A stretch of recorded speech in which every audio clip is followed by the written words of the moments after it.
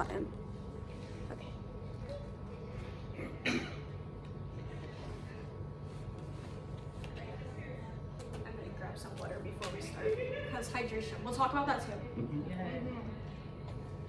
Dean knows the drill. Yeah. Okay.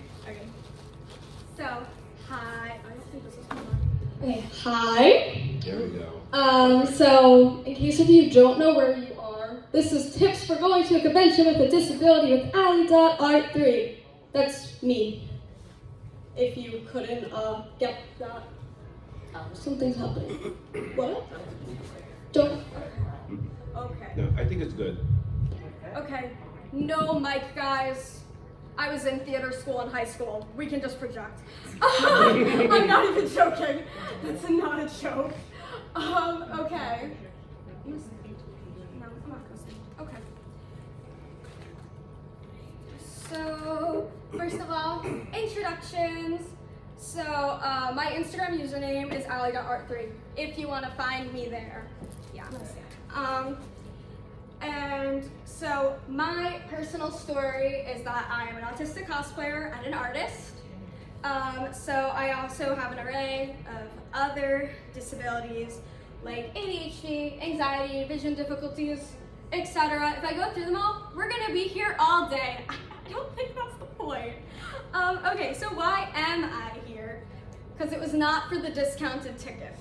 So a couple of years ago, I made a post giving tips, basic information to my followers on how they can better enjoy conventions by finding ways to get around the difficulties that being disabled can bring here. So keep in mind that since this is from my personal experiences as well as experiences I've heard about from friends and family, this might not exactly coincide with what you've experienced, which is fine. And if there's anything that I'm specifically missing, please, I'm begging you, just let me know, because I always want to improve this. If you don't feel comfortable coming up and telling me at the end of the panel during the Q&A, or even just putting in your input while we go through, this is an interactive panel, okay? I don't mind if you chime in. Then it's fine, you can reach me on Instagram. So yeah, and we have some QR codes up here, so I'll go through these. This does work on here. So this is the QR code to my Instagram. This is to YouTube, which you can find all of the panels I've ever done recorded, including that one where it's just audio. And here's the Amazon wish list if you want to see what cosplays I have coming up that I'm thinking about doing. If you, for some reason, want to support whatever this is. Okay, let's continue. So, I guess we have to address the first question, which is, why might conventions even be difficult for people with disabilities? What's the difference? So, it can be more difficult because of issues that arise at conventions that able-bodied and neurotypical people just don't come in contact with. So they're usually very ignorant of it, which, again, isn't really, well, it is their fault. They should educate themselves, but it's not something that they've experienced. So most times with a lot of my able-bodied and neurotypical mutuals, when I bring up this stuff to them, they're like, huh, I didn't even know that was a thing. So we're just gonna go through some of these will be touched upon more later. So a big issue is that there's tight spaces, there's no room for mobility aids to get through, which can be very difficult because people that use mobility aids, sometimes there's certain areas of the convention that they can't even access. I was actually speaking to a friend of mine at college yesterday who was so she's half blind, and she was telling me that she wants to go to Comic-Con so badly, but she can't go because she has to use her cane to get around, and it's too crowded and she can't do it. And I think that in itself tells you a lot about how inaccessible this is to people. So there's not enough chairs, which I think we've all seen. I don't know about here, I just got here, guys. Yeah. This is my first day here. But in general, if you've been to Anime NYC, you know how sitting on the floor feels. Yeah. So we'll talk about that and alternatives to that. So actually a lot of conventions are improving this, but there's no quiet or break spaces. Now at some conventions, they are implementing quiet rooms.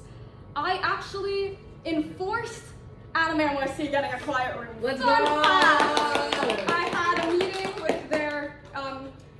organizer back in, it wasn't this past year we had it for, it was the year before. So I guess it was for the 2023 convention.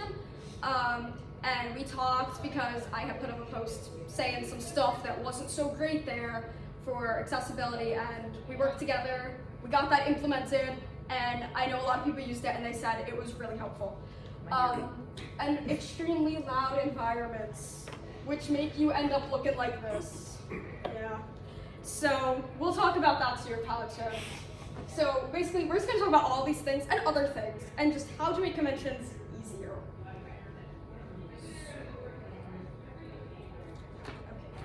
So first, we're gonna talk about accessibility. So accessibility passes or bracelets are offered at most of, at least like the big conventions, Anime NYC, Comic-Con, places like that. They have those implemented. Hello, welcome. So at some of the smaller conventions, like where we are today, they don't really have it implemented because like they figure, well, it's not that big, so you probably don't need it. But we'll touch on that too. So but first we have to talk about what even is accessibility. So accessibility is something that offers accommodations to disabled guests. So these accommodations are different at different conventions. So some that I have seen include early entry into the convention center, panels, exhibit hall, special seating at panels, getting to skip the line to autographs, etc. So here you can see in this picture you can see the accessibility bracelet on my arm. It's this green bracelet, which is from Anime NYC 2022. And this was from Anime NYC 2021, and you can see the actual accessibility badge. And here's a better picture of the badge. So, so what if a convention doesn't offer accessibility? So most cons will accommodate you anyways, and we will look at some documentation that you can get to better plead your case. But they will accommodate you in some way if there is a problem most times. But I do recommend, if it's very important to you, it's probably best to get in contact with them before. I've done this before.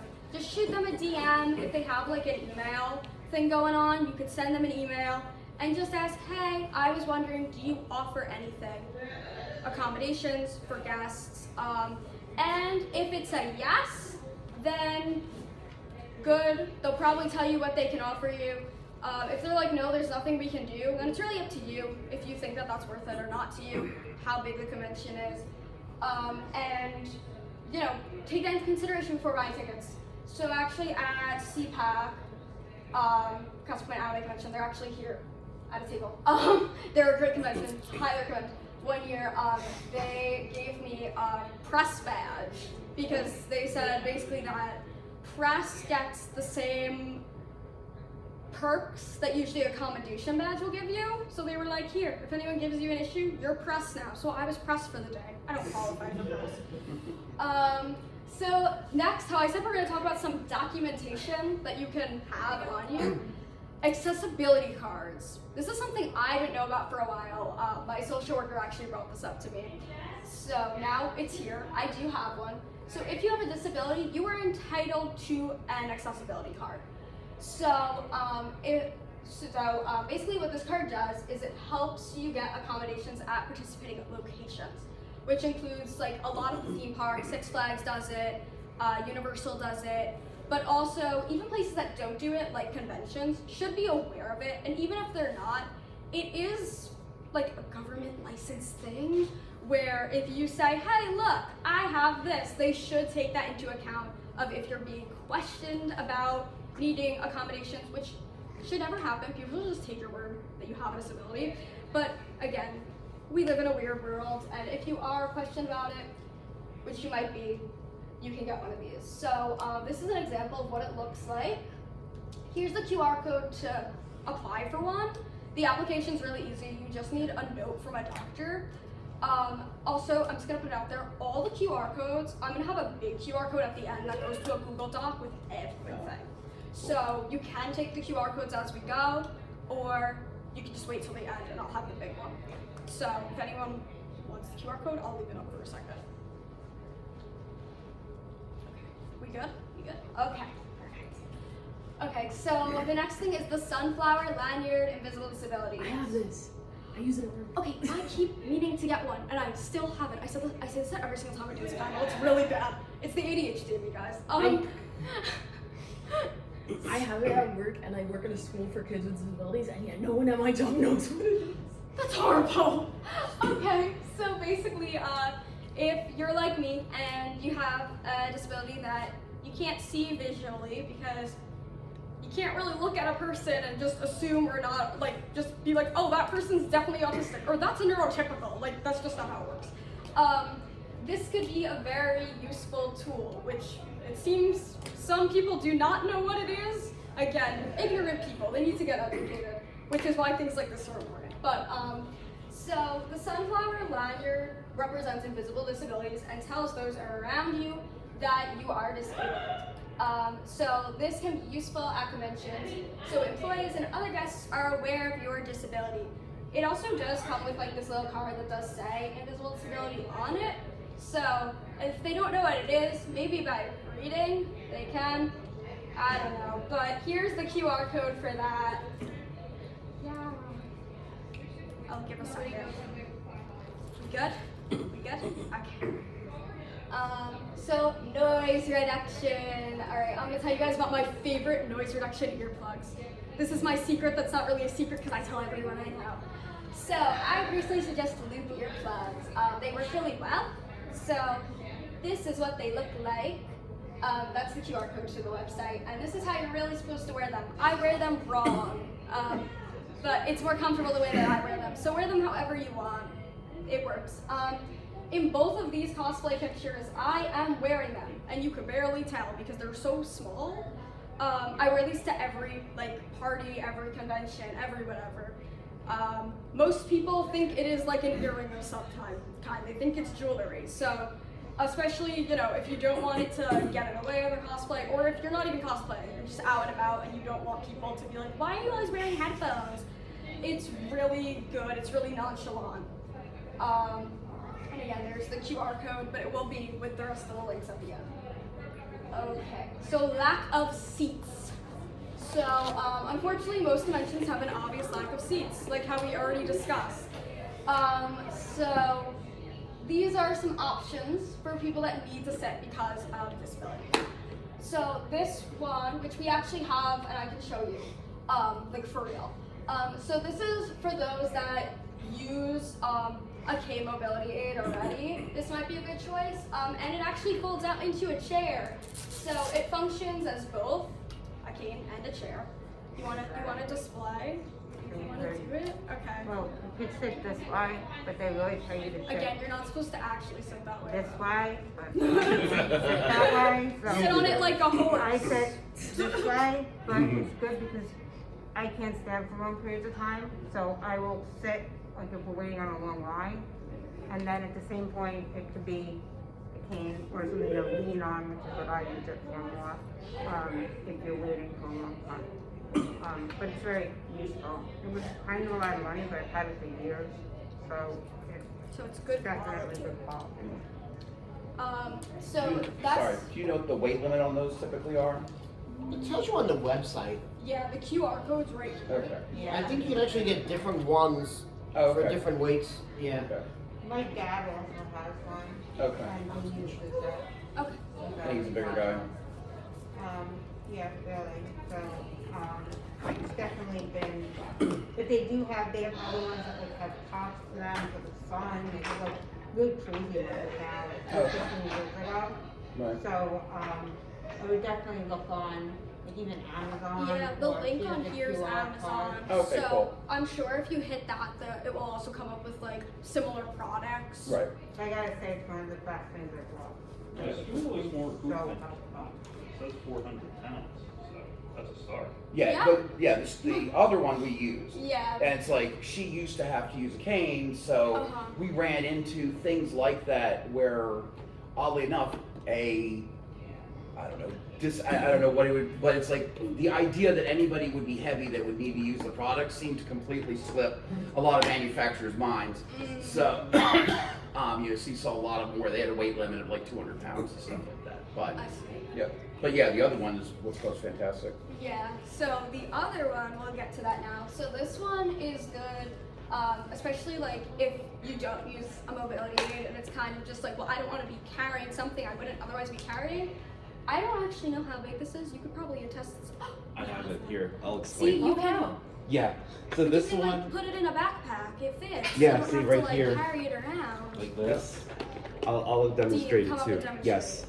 So the reason why I got this was because it's okay. The reason why I got this is because in the trains my legs hurt and I walk around at work. So how you do it is to lock it, you press off and then it doesn't come out. Oh, see, it has to be locked. Like you have to click it. So anyway, when you open it, if you open it, go like this, and then you have to turn to make sure all these things match up, or else you'll be falling really going down. I saw that happen. Yeah, so this is, so you go like this, go like this. Yep. The only downside is that there's no handles. So it's great, especially for near Comic-Con where there's barely any seats and you don't want to sit on the floor. Also, if you go hiking or just places where, there are not seats, period, and you don't want to sit on the ground. Here it is, it's tight. I can't even open it, but if you go left, Yours is fancy. yeah. I'm like looking at it like, wow, Yeah. I think my ours is a bit crap. But It also saved but my our, life even our too. crappy one works. Yes. So I also have the QR code to that one up here, which again, if you want, take it. It will be in the big QR code at the end, so no stress. Okay. The next thing that we're going to talk about relates to cosplay, which is one of my favorite things. If it wasn't obvious from all the cosplay pictures that were already in here, there's a lot more throughout the panel. So convention days are long. So if you are going to cosplay, you have to make sure that cosplay is comfortable and doesn't cause any sensory issues, because that will be something you will have to deal with for the whole day. So just, make sure that is comfortable. So some things that you can do to make sure is to make it yourself with materials you find comfortable. You could make it out of everyday clothes. An example is this closet cosplay of Barbie I did. Don't use a wig, use your real hair. I do that a lot. You're gonna see that in the I'm a next. champion of this. So, and of course, cos test before the con.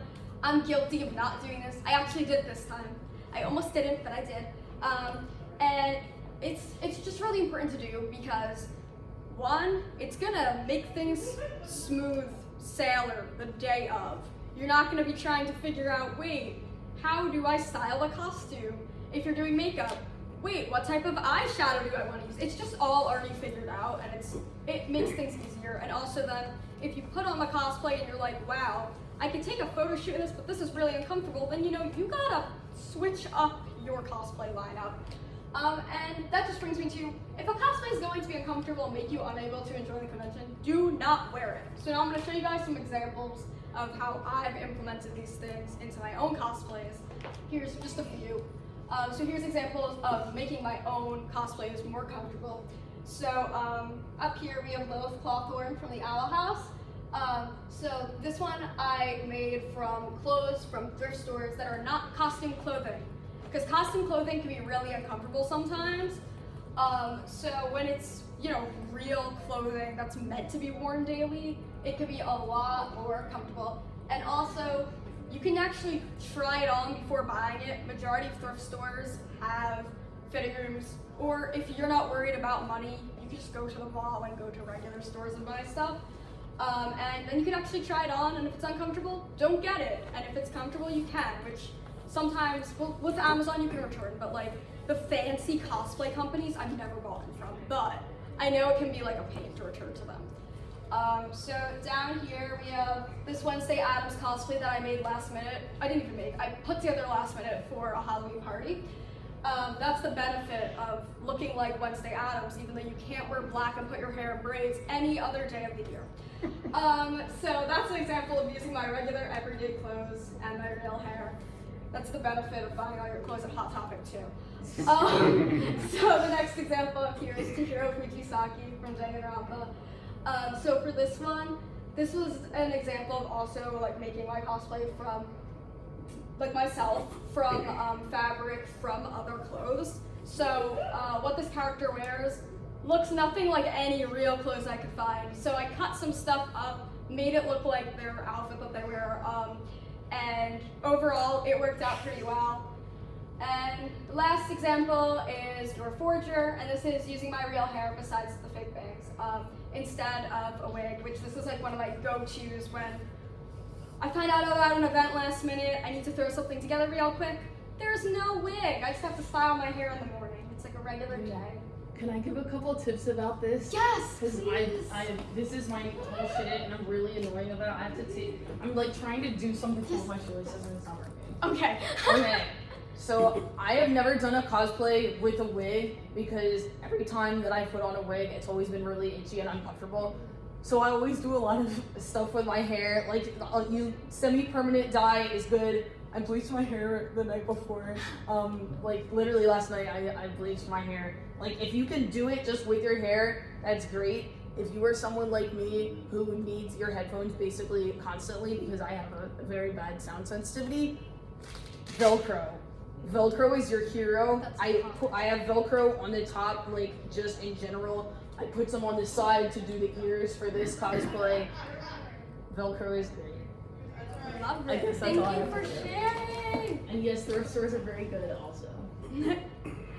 Okay, so next we're gonna talk about cosplay and pictures for a little bit, which might not seem directly related to disabilities, but if you're like me and you know socially it's a little affected by neurodivergence and stuff, this does come into effect. So if you're cosplaying at a convention, especially if you were cosplaying a popular character from a popular piece of media, a character that's just been in a lot of memes for some reason recently, you are bound to be asked by at least one person for a picture. So my advice is just plan ahead if you're comfortable with pictures, if you're not comfortable with pictures. Because I know personally, like my first few conventions, well, I was very excited when people asked me for pictures, but like it kind of caught me off guard, and then I was like really, because of like anxiety and stuff, I was like, oh yeah, and then like I didn't even know how to pose, and it was a whole thing. So you know, have your answer in advance. It's okay to say no for a picture. We'll talk about that a little more. And come up with go-to poses. As you can see in all of these pictures, there's like a go-to in-character pose. Because otherwise, this is what you end up looking like. So, it's not 2013, guys. It's just not. So, come up with a pose. Though, if you really have to resort to the peace sign, it's okay, okay? And that brings me to, you can like have in your head, it's okay if someone asks me for a picture, and then if someone's making you feel comfortable and they're asking for a picture, you can say no. Like that doesn't have to be a definite answer. It's always okay to say no. It's fine. Like they have no right to get mad at you, and if they do, that's a whole other issue. That's not really for this panel. So now we're just gonna switch topics altogether. Actually, can I? Because I have the opposite problem. Is that I like when I went to Otakon, I didn't want to like people had really extra. I know that like they're there because they want people to see them. Yeah. I felt very uncomfortable. Like I wouldn't be staring is not the right word, but even looking at them for a long time. Right. Because I'm like I'm going to make them uncomfortable, which is ridiculous. But so saying no, oddly enough, helps the small number of people out there that are like me, because that way I know if I was going to ask for a picture or whatever, knowing the person will just say no and neither put up with me when they don't want to, or like try to strike me down on the spot, you know, whatever. Right. Those are the two scenarios that I'm actually worried about. Mm-hmm. You know, I don't want to, be make anybody uncomfortable or Right. whatever. So if I just know, okay, no, that's all right. Yeah, that's actually a really good point. Thank you for bringing it up. I'm gonna like elaborate on that a little bit. So, I know, at least for me personally, and for a lot of the cosplayers that I'm like mutuals with and friends with, we love when people ask us for a picture. Especially like, you know, if it's respectful, we love it. I think the biggest thing is on both ends, just like taking into account like, you know, that the person that's from the cosplayer's point of view, it's the person that's asking for the picture, they're asking because they love our work. And I know so many cosplayers that get very like snippy about it. Like, not that I am mutuals with or anything, but that like I've heard of. And I just think that's so ridiculous because it's like, it's okay to say no, and that's fine, but like, don't be rude about it.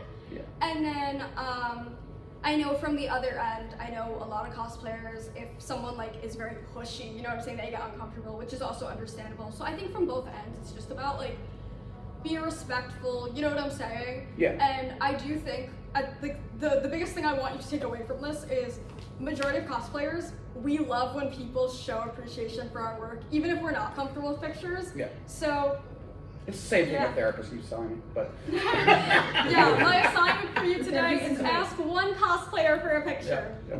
Do it. They will be very happy. You will make their day. When I went to my first convention and the first person asked me for a picture, it literally made my day. I will not forget. That picture's actually in here, in this Oh, very thing. cool. So I'll point it out when we get there. Okay, so now we'll go on to a different topic, but this is something that because of my ADHD brain I needed, which is making a list of things to pack. So convention days are long. Like, some people spend the whole weekend here. Personally, I spend like a whole day. Both ways, that's a long time. So most people will spend the whole day that they're going, or like all 3 days, whatever it is. So you have to just make sure you have everything that you could possibly need. That's also the anxiety in me that like, if there's even a possibility that I need something, I need to bring it, or something bad's gonna happen, I don't know. So lists can make this so helpful, especially if you're like me, and you're gonna be like packing, and I'll be like, oh yeah, I need to bring my clicker for the presentation. And I'll be going to get the clicker, and then I'll be like, oh, and I also have a prop microphone for my cosplay that I need to bring. I forget all about this. I'm going to get that microphone. Then I would have came here, and I would have been like, okay guys, it's time for the presentation. Oh, that's awkward. So it's helpful. Here's some just general things that like, some relate to disabilities, some don't. That like, I think are important to have on your list if they apply to you. Any medication that you're gonna need, because it's gonna be an issue if you don't have that, depending on how serious you need that medication. Mobility aids, if you use them. Stim toys, we'll talk about those soon. Noise reduction, headphones or earplugs, whatever you prefer if you use them. Snacks, if allowed at the con. Some convention centers are like, no, you're not allowed to bring food. Usually you can get it in anyway. I shouldn't be saying that, but it's true. Same thing with water. We'll talk about water soon. Important. And money, because who's gonna spend a lot of money today? You can say that you're guilty. Who's already spent a lot of money yesterday? So, etc. There's other things. Money also will cover, like, with your packing list, absolutely make sure the things that you cannot purchase you bring with us. Because if you have money, the things that you forgot that you can purchase, you can purchase. Like with this con, for the dance, they said you can't bring any bags in. So my solution to this, because I messaged them and everything, is I got a fanny pack so I can put my diabetic supplies in it and my medication. So, and they said that's fine as long as for medical reasons. Good. So I can carry it with me, which Perfect. always ask. So Yes. you can have your stuff. Exactly. Like, also, even if they say, like, no food, like, no whatever, personally, I'm like borderline hypoglycemic. So if I'm not eating throughout the day, I'm going down. So I like need to have food on me, so it's like similar thing. Like just always have documentation ready. So if you get questioned, it's like no, you're wrong because here you go, boom, a professional wrote that. Yeah. A lot of cons would rather just let you have it than deal with some kind of like potential medical issue. Exactly. Guys, if you threaten a lawyer, people will let you do whatever you want. Okay, so this is just a sample list. This was from Anime NYC a couple of years back that I had, and you can see some of that stuff on there. I'm not gonna go through that because we already went through the important stuff. Now we're gonna talk about stimming. This is a really fun slide. Okay, so we're just gonna look at some stim toys that are good, especially at conventions where it's like, you know, there's not many. You want to have something that like is small enough that you can carry it around and quiet enough that you can use it in like panels and stuff if you need to. So first we're gonna talk about the Pop-It. Who here likes the Pop-It? Yeah, these things are good. This is really just to show examples of things. The squishies, these are good because they make literally no noise. So also good for class if there's any other students here. There's like the clickers, buttons. Who likes hitting buttons? Who likes hitting buttons you're not supposed to hit? Yes. And there's other things. I like these slug things. These are fun. Someone introduced me to this the last convention I did this at. They're so much fun. I had to get one after. And my favorite, the plushie. Yay. I'm gonna introduce you guys to the autism rabbit. My spirit animal. Nice. So those are some examples. So we also that we like STEM toys, right? How do you guys want some STEM toys? I brought some. Okay. There's gonna be a bag that goes around. There's a small group, so you guys can take a couple. And we'll continue as that's being passed around. So next we're gonna talk about just knowing your limit. This is really important and something that I so often want to just forget about, but no, not a good idea. So I think from the cosplay community, the convention community, the comic community, the anime community, if you're going to a convention, it's like the status quo, you should be going all the days, but you don't have to go all the days. And personally, I'm one of those people that's like, oh, I wish I could go all the days. But then when I think about it logically, I know I'd never be able to handle it. So it's like a dumb idea. But so since I know that I can't handle more than one day, I always just go one day. And as you can tell from all the convention pictures, I always have a 1 day pass. So it's just, the main takeaway from that is to not try to push yourself past your limits because of something that you think is like right or wrong. Because in all truth, you want to have fun, and you might think, well, I'm gonna have the most fun if I go all 3 days. But then if by Saturday you're so exhausted from Friday, you're not gonna enjoy Saturday and Sunday, and this is so expensive. Like, just don't do it. I have to share this. Yes. So I'm a panelist. I paneled last night. Yeah. Earlier this year, I went to a con and I did 3 different panels. And I was there for 3 different days. Friday I paneled, and Saturday I did 2 panels. 3 of my friends who were rooming with me were asking me, "Are you okay? Why?"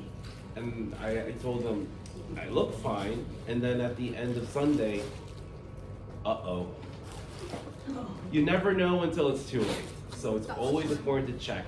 There was another time where I submit panels to so many conventions. I had panels back to back 3 weekends in a row. Oh my goodness. Wow. So please be careful. Last year, 2023, I paneled at 11 different conventions. And it felt like I only did 4, but it doesn't matter. You have to check yourself before you wreck yourself. Thankfully, I'm here, I made it, but not everyone is me. Everyone's different. So, it's better, an ounce of prevention is a pound of a cure. Yep. I think also another important thing to take away from that is that just that you have to see your personal limit of like what can you handle mentally and physically, but also if you have a job or if you're a student, you have to take that into consideration too. For instance, I have a ginormous Art in the World exam on Wednesday. You know what I'm gonna be doing tomorrow? Studying all day. I studied in the car. I'm an art history major, guys, don't ask. Yeah, just like, also I know like sometimes if I'm taking off one day for a convention, if I have a lot, I also have a part-time job at the library, and if I'm doing a lot of other stuff that month, I have to say, hey, I can't work this weekend. My boss will usually schedule me on the day after the convention. So it's also just taking that into account of like work, school, they're also parts of life. I'm unfortunately not just a panelist, cosplayer, influencer for my life. I wish I was. Also about knowing your limit, like what we do is we pay the extra money and stay at a hotel close to the convention. Yes. So in the middle of the day, we'll stop the convention and we'll go back to the room, take a nap, eat something. I love that. Just be quiet and Yeah, like we went to Otakon and the Uber was like $8 Mhm. to our hotel, so we came back halfway through the day and Right. rested. yeah. The first time I went to Otakon, because we live in Baltimore City, Okay. we just drove down and drove back each day and had stayed there for the whole day. And talking about knowing your limits, yeah, when I'm driving back and I'm starting to hallucinate because I'm so tired, and like I know that there's lane dividers that are real, and I'm not sure if I can see them, and there are other things that are on the road that I'm sure are not real, but I can see them just fine. So, yeah, I was like, yeah, we're not doing this again. Yeah. For the best. Yeah. So next, since we talked about, you have to know your limit. Now, since we know our limit, which might be only going 1 or 2 days, how do you know what day to go to? So this depends on person to person. Sometimes for me, like if I apply for a panel, it depends what day they give me the panel for. But if I'm not doing a panel, so for some people, this depends on like what panels and events are happening. Some people will wait like until the schedule goes up, and then they'll see what's happening each day and choose based upon that. Hello. That's for some people. Then for some people, it's just based upon when's it going to be the least crowded and everything. So I know personally, I go the day that's like the longest and it's going to have the most stuff, because for me, it's like about the experience.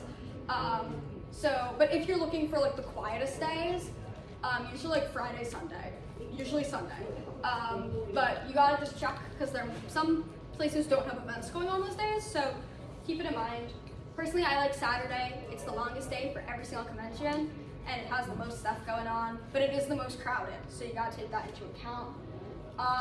So it's convention to convention, you just gotta do your research for every single one, that's what I would say.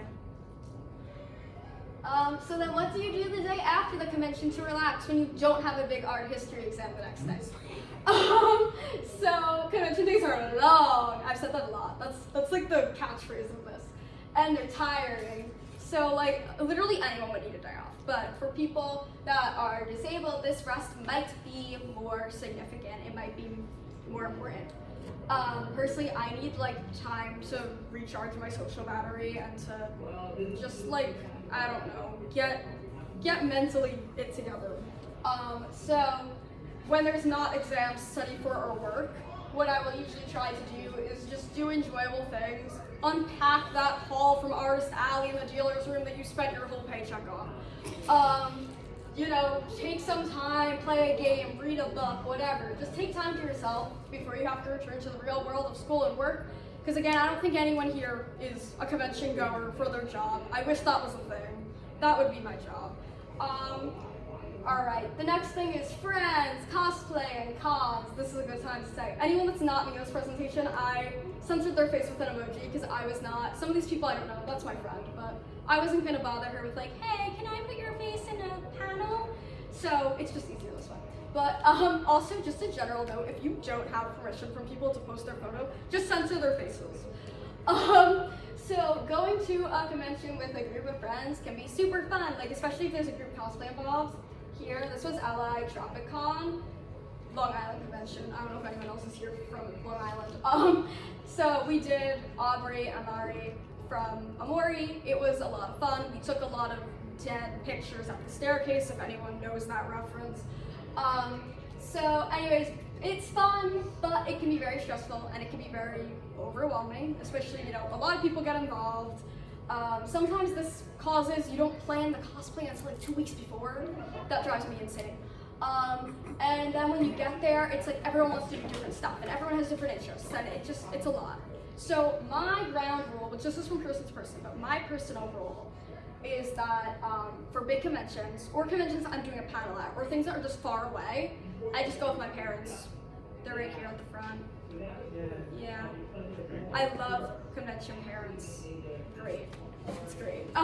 Like to put that time in to learn about your child's interests, especially the neurodivergent kids. We have such strong hyperfixations that we will not shut up about. They have watched anime. They have watched this anime. They know the Oshinoko lore, guys. Anyways, and then small ones that are local. Again, I'm from Long Island, which we have a lot of weird small conventions that are barely big conventions. They're basically just the dealer's room at Artist Alley. I'm not even joking. I go to with friends. So yeah, again, personal preference, but it is something important to take into account. We come to conventions with our daughter, and one problem we found is that she is she has ADHD and she just goes all the time, and we need rest. Yes. So having to have that balance of, okay, well, we need to go back to the hotel, and she's up till like 2 in the morning, and it's like, right. we need to be in bed by 11. Well, that's We figure it out, but yeah. That's like like something you have yes. to consider is what does the other person need to do, and Right. what do you need to do, and it's okay to be different. That's like that's another reason why I really only go to like small local things with friends, because then it's very easy. For instance, this friend of mine, she's a go person. This girl, I last minute, it's a long story, but I last minute asked her, hey, like I know prom's 3 days away, but would you want to come with me as a friend because I have an extra ticket? And this girl 3 days before goes, yeah, I want to go to prom. Somebody asked me that, I'd be like, hell no, girl, it's 3 days before. But okay, she's go. So for this, what we did was, well, I actually had something in the morning. She went with, we were with a bigger group. She went with the bigger group in the morning, and I met them at noon-ish, and then when I was done, I left. She stayed with them, and, you know, it just works that way, where it's like, everyone can do what they want. You can still be with your friends or family, but like there is the divide as long as it's possible for everyone. Like how you were saying, like if it's possible, you know, some people could stay at the convention, some people could go back to the hotel. Yeah. So yeah, I think it's also just a thing of communication. Like this friend of mine, she knows about all my disabilities. So like, even if like if we're walking around and if she sees me dissociating for a little bit, she'll be like, hey, everything all right? Like you need a break. You know what I'm saying? It's very important also just communication. If you can't tell your friends that you're going with, hey, I might need a break or something because I have this disability or whatever, those are probably not very good friends. Probably shouldn't even be going to a convention with them. Hello. Okay. So I was told we have to speed up a little bit. So okay. So what to do when a convention gets too overstimulating? So there's a few options of what you could possibly do. So you could ask convention staff if there's a quieter space, like how we already talked about. Some conventions now do have those quiet rooms. So just ask, or even they might know some weird like hallway that nothing's going on and that you can sit in. Leave the convention center and sit in your car or hotel room, which we already talked about. You could go take a break to get something else, Starbucks, Dunkin', lunch, whatever you like. So this is actually a picture of me in the car drinking Starbucks at CPAC. Yeah. So the next big thing is don't forget to drink water and to eat. So it is easy to forget that you actually have to like supply your body with supplements. I forget all the time. You don't want to see me when I'm working on a big cosplay project. I will work from like 9 in the morning and then it'll be like 2 o'clock and I'll be like, I'm really hungry. It's because I didn't eat lunch. Yeah, I put reminders on my phone to mute. Especially at something as busy and hectic as a convention, it's just hard to remember. So here's some things. Have friends or family remind you if they are with you. And if they are just as bad as you are, or if you're by yourself, set a reminder on your phone, like how I just said. This is a funny one. Keep your water with your wallet. We already all said, we all admitted that we're all gonna be guilty of spending all of our money today, right? So put your water with your wallet. Every single time you take out that credit card or cash, whatever you're using, you have to take a sip of water, okay? That's my assignment. Good tip. Thank you. And this is just a side note that I've learned the hard way recently. Just water isn't enough. You need electrolytes. Or drinking more water is gonna make you more dehydrated. Pharmacist here. Yeah, that's my source. So, Gatorade, liquid IV, whatever you prefer, just have it. And because let's all drink water. If you don't have water, soda's fine, whatever you have. But let's all just take a second.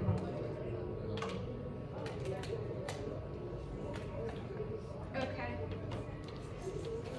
So snacks, because again, we just said that we're gonna forget to eat, so it's good to have a lot of snacks. So when you forget to eat like a protein bar, because that gives you supplements that you need, or just a little snack bag, if like you ate but you're still kind of hungry, you didn't eat enough, is good. And for stimulation, lollipops, so good.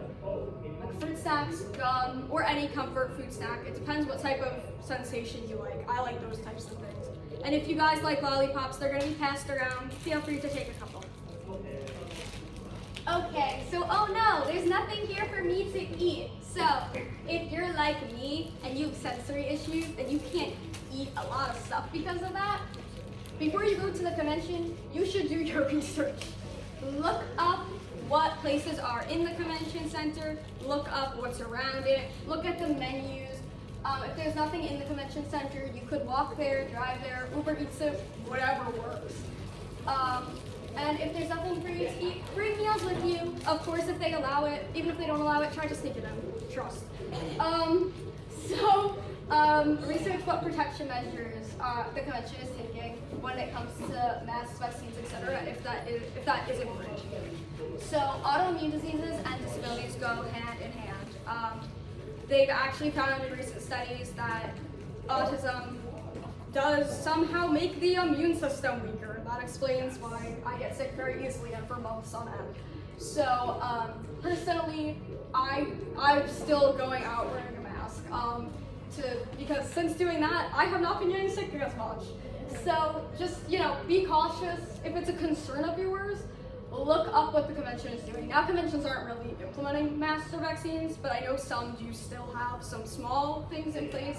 And if that's like the make it or break it for you, just make sure that you're comfortable with what the convention is doing and take what measures you need to. If that's still wearing a mask, I'm not doing it now because I'm presenting, but if you see me around, I'll be wearing a mask.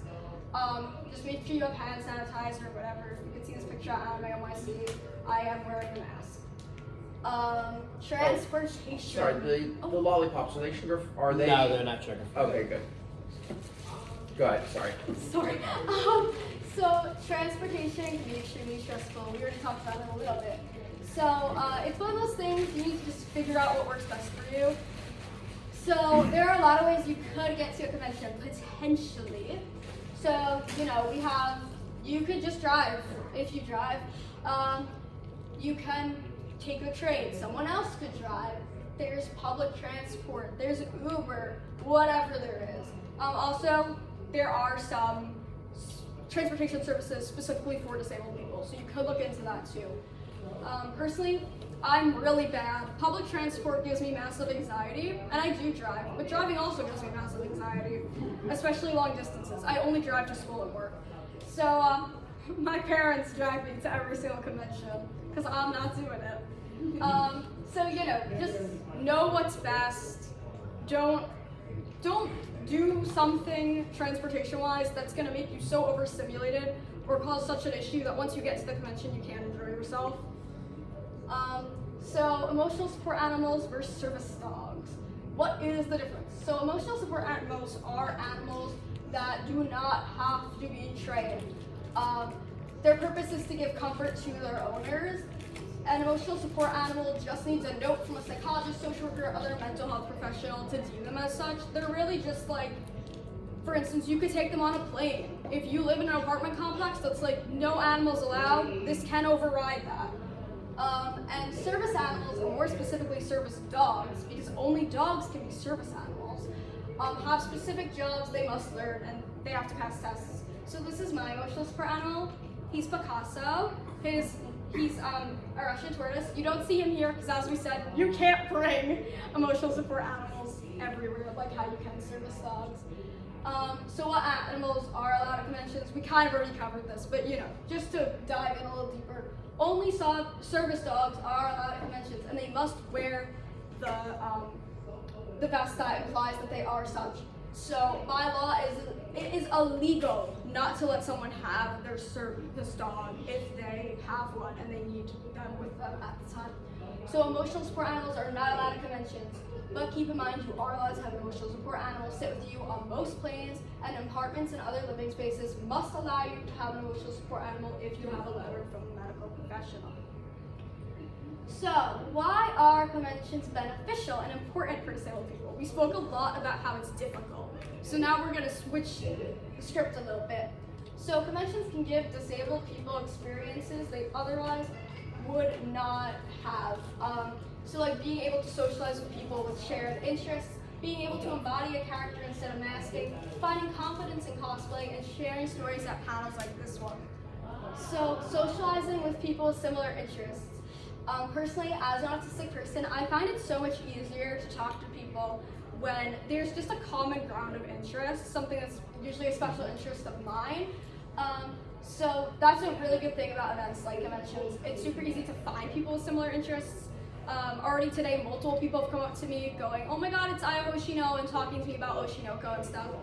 And in all these instances where like I found people cosplaying the same thing as me, and it was super exciting. So this was actually the first time someone asked me for a photo at a convention.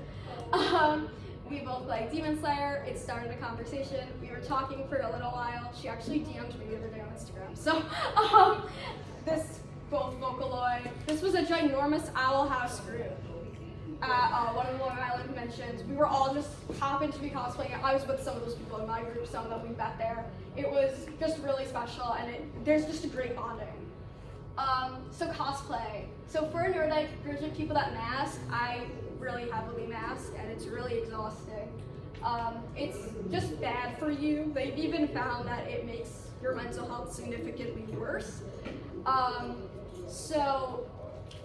have found I don't mask as much while I'm in cosplay. So conventions and events like this, I am able to enjoy myself without having to hold back towards myself. I think also because a lot of the characters I cosplay, I relate to in some way. I see myself in them in some way, where it's almost like I'm really cosplaying like myself in a different font, especially like I relate to I a lot. So, it's like a big thing like that. Cosplay and confidence go hand in hand, which kind of goes hand in hand with the last slide. So I find I'm more confident in cosplay, both to socialize and do things like this. Honestly, I don't think I'd be talking to all of you today if it wasn't for cosplay and conventions. So unfortunately, it's up to us to make conventions better. So it might not be fair, but it is up to us to help make conventions better. Obviously, it should not be a responsibility put on to disabled people that we have to, but something as small as leaving a review can make a difference. So I'm doing these panels to help educate as well as form a disabled convention community. Even just sharing something you learned at this panel today can make a difference. And as this little meme of Sonia Nevermind from Danganronpa 2 says, we can do it. Do we have time for the 2 questions? Or Yeah, that was 5 minutes. You got 5 minutes. That's not enough. Okay, we're gonna skip I have like 2 questions to make people comfortable for the Q&A, but I think we all know each other well enough. We're comfortable enough. So, Q&A, wait, before we do Q&A, I'm gonna switch around the slides. So I have a binder that I keep that has pictures of every panel I do, with the audience. So I want to take one of those pictures. If you don't feel comfortable being the picture, that is okay. You can move. I'm not offended. I just want to make sure that we get that, because at the last one I did, the one where I got only the audio, I did forget to take that picture. Hence why Brutal. So There's no visual evidence that it ever happened. there's that picture. So we could do that. I'll take twins.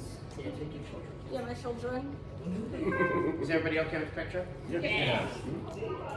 I still can't figure out how to take it. Okay. Tanjiro is posing. Good. Okay, we got it? We're good? Yeah. Okay, now we'll do Q&A. Thank you. Okay, so now let's go back.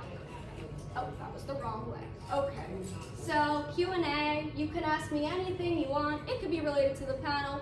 It could be not related to the panel. As I said, I do cosplay and art stuff. If you have a question about that, that's fine. If you have a random question, that's okay too. Let's get started. I just have medical comments. So Okay. I have a friend who has a sesame allergy. Always important to have these health-specific things with you. Mm-hmm. All right. Last night I had a diabetic as well, and so his advice is never leave your glucometer at home. Okay. And and check your blood sugars. So that's important. And also, even if they say no food allowed at the convention, hide it. Okay, always hide it, and always have that information that says that you're diabetic and you're taking insulin. But even just, you just ask, like, cause that was, they have it, no food here, and we were just like, crap, cause she like, her sugar Yesterday, was I all couldn't keep jacked the sugar up, over 90. and all day. kept That's dropping how out, and like, she came apart, like, we went out to the car, that's another, we went out to the car to sit for a bit, and we had lunch in there, so we went and ate, but it was too late. She just kind of came apart at the seams, because it's like, not just you get the health effects, but it's going to also magnify any mental health problems you have as well. That is correct. Thank you for sharing that, both of you. If it keeps you alive, it's not a crime. Yes, yes. I just have a comment about with the documentation stuff. It is a good idea. I just want to point out that legally they can't require you Yes. to show it.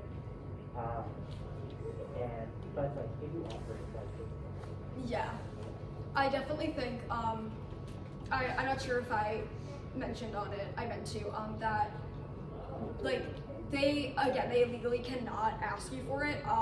So I've definitely had instances where I have been, like, questioned about it. So it's definitely good, especially, like, again, if it's something that's not visual, I think it's good to just have something to document that, just in case. It's always better to be safe. I'm just gonna go over here because Question: Did the cards cost money to get the? No, it's free. You just need to have like the letter, and you're all good. Yeah. Yes. I was just gonna add on to your point of like rest and water. I'm disabled, but regardless of that, you're very right about water and everything being very important. Everyone's always like, my mom jokes this that she has a bunch of kids. For like whenever somebody says like, oh, I don't feel well, she's like, do you drink water? And like water is so much more important than people think, and people are always like pushing it aside. But genuinely, like at least even just a bottle of water can help so much sometimes, especially after a long day of con. So rest and water, very, very, very, very important. I've seen a bunch of water stations around this convention. Hit those up regularly. Yes. I push for those. There's one by the elevator. Anyone else have anything they wanna question, say? How did you get started in cosplay?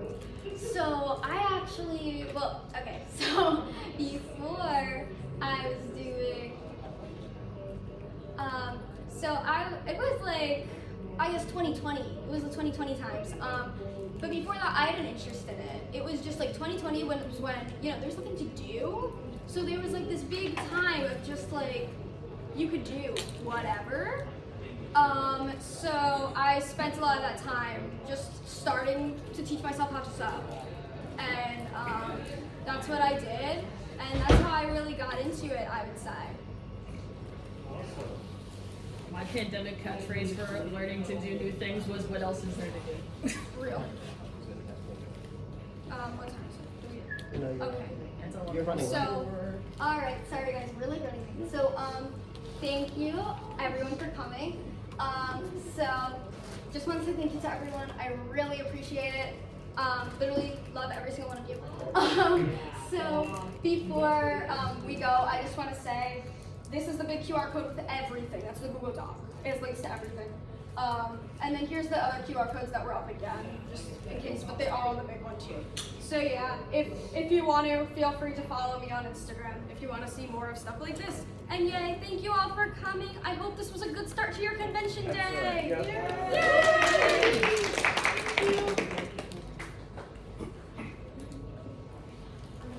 interruptions. That were